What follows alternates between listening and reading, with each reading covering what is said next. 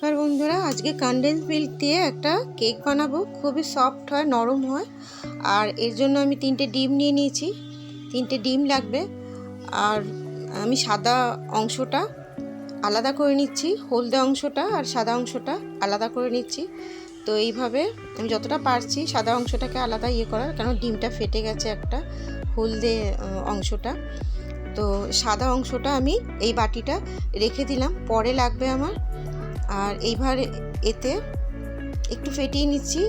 Half cup condense milk দিয়ে দিলাম, যেহেতু কনডেন্স মিল্ক দিয়েই কেকটা হবে।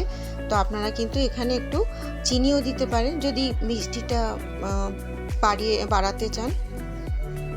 আর কনডেন্স মিল্কের জায়গায় আপনারা কিন্তু গুঁড়ো দুধ দিয়েও করতে পারেন, টেস্ট একই হবে, খুবই ভালো হবে। তো আমি আজকে যেহেতু কনডেন্স মিল্ক দিয়ে করছি, তাই আমি হাফ কাপ দিয়ে দিলাম। এইবার এতে আমি কফি পাউডার দিলাম অল্প, আর 50 গ্রাম বাটার দিয়ে দিলাম। আপনারা ভ্যানিলা এসেন্স দিতে পারেন কফি পাউডারের জায়গায়। এটাকেও ভালো করে ফেটিয়ে নিচ্ছি। দেখুন বাটারটা ভালো করে আমার মিক্সড হয়ে গেছে। এবার 1 কাপ ময়দা আর হাফ কাপ কর্নফ্লাওয়ার দিলাম, আর 3 চামচ, মানে 3 চামচের মতন, টেবিল চামচের 3 চামচ মতন কর্নফ্লাওয়ারটা হবে।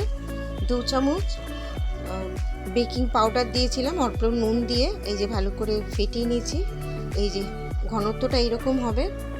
এইবার আমি যে রেখেছিলাম সাদা অংশটা ডিমের, এটাকে ভালো করে ফেটাতে হবে। অনেকক্ষণ ধরে ফেটাতে দেখুন এইরকম একটা যখন হবে, তখন আমি আগে যে ফেটিয়ে রেখেছিলাম ডিমের মিক্স হলদে অংশটা দিয়ে কর্নফ্লাওয়ার আর ময়দা ওটাতে দিয়ে ভালো করে মিক্স করতে হবে। আমার হয়ে গেছে। এবার যে বাসনে আপনারা কেকটা করবেন, একটু তেল লাগিয়ে, যে কোনো পেপার লাগিয়ে নেবেন, একটু তেল লাগিয়ে, আর ওতে আমি দিয়ে দিলাম। এইবার কড়ার মধ্যে একটা এরকম স্ট্যান্ড দিয়ে আমি এটা দিয়ে দিলাম। 45 মিনিট মতন হবে। তো আপনারা মাঝে একবার দেখবেন। আমি একটু চেক করেছিলাম মাঝে, তো তখন হয়নি। দেখুন আমার হয়ে গেছে, একটু দেখিয়ে দিচ্ছি। একদমই লাগছে না, দেখুন টুথপিকে একটুও লাগছে না। তো এবার একটু ঠান্ডা করে নিয়ে আপনাদের দেখাচ্ছি কতটা সফট হয়েছে। আর ভীষণই টেস্টি হয়, নরম হয় কেকটা। এইভাবে করলে, যেভাবে আপনাদের দেখালাম সেইভাবে আপনারা করবেন। দেখুন নিচটা কত সুন্দর হয়েছে। এবার আমি একটুখানি কেটে দেখিয়ে দিচ্ছি কতটা নরম হয়েছে, সেটাও দেখিয়ে দিচ্ছি। আর ভেতরটা খুব সুন্দর জালিদার হয়েছে। আর টেস্টটা ভীষণ ভালো হয়।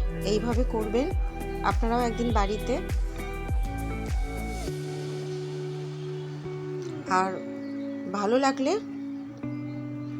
আপনারা কমেন্ট করে জানাবেন। দেখুন কতটা নরম হয়েছে, ভীষণ সফট হয় বন্ধুরা। তো আপনারাও একদিন এরকম কনডেন্স মিল্ক দিয়ে বানিয়ে আমাকে জানাবেন।